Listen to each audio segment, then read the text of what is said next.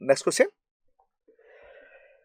Electric flux phi is equal to alpha sigma plus beta lambda തന്നു. Lambda sigma linear surface എന്നിട്ട് alpha by beta percent.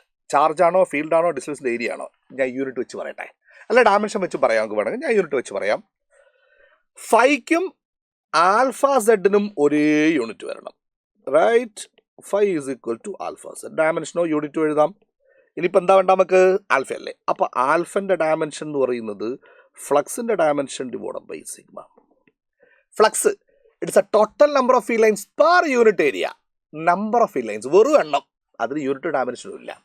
Unit area അപ്പോൾ ഫൈൻ്റെ dimension ഏരിയൻ്റെ ആണ് 1/L² വരും. അപ്പോൾ ഇത് 1/L². Sigma ആരാ?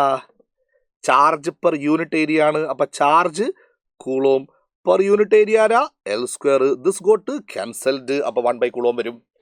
Next, ഇനി ഏതാ വേണ്ട? ബീറ്റ വേണ്ടേ? അപ്പോൾ വീണ്ടും തന്നെ ചെയ്യാം. Phi dimension of phi should be equal to beta lambda. അപ്പോൾ ബീറ്റന്റെ ഡയമെൻഷൻ എന്ത് വരണം? ഫൈൻ്റെ ഡയമെൻഷൻ ഡിവൈഡഡ് ബൈ ലാംഡ. ഫൈൻ്റെ ഡയമെൻഷൻ ഏതാ? നേരത്തെ പറഞ്ഞു 1/L². ലാംഡ ആരാ? Charge per unit length. ചാർജിൻ്റെത് കൂളോം ബൈ ലെങ്ത്. അങ്ങനെ L ഗോട്ട് ക്യാൻസൽഡ്. നമുക്ക് വേണ്ട എന്താ? Alpha by beta. സബ്സ്റ്റിറ്റ്യൂട്ട് ചെയ്തോ. ആൽഫ ആരാ? 1 കൂളോം അല്ലേ? യെസ്, ആൽഫ ഉള്ള സ്ഥലത്ത് 1 കൂളോം ഡിവൈഡ് ബൈ ബീറ്റ ആരാ? 1/LC അല്ലേ? Beta 1/LC. അപ്പം LC ഗോട്ട് ക്യാൻസൽഡ്. അപ്പം അത് L വരും. L എന്താ? ലെങ്ത്തിന്റെ.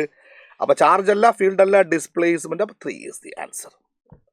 Fine, that's answer. ഓക്കെ ആണല്ലോ.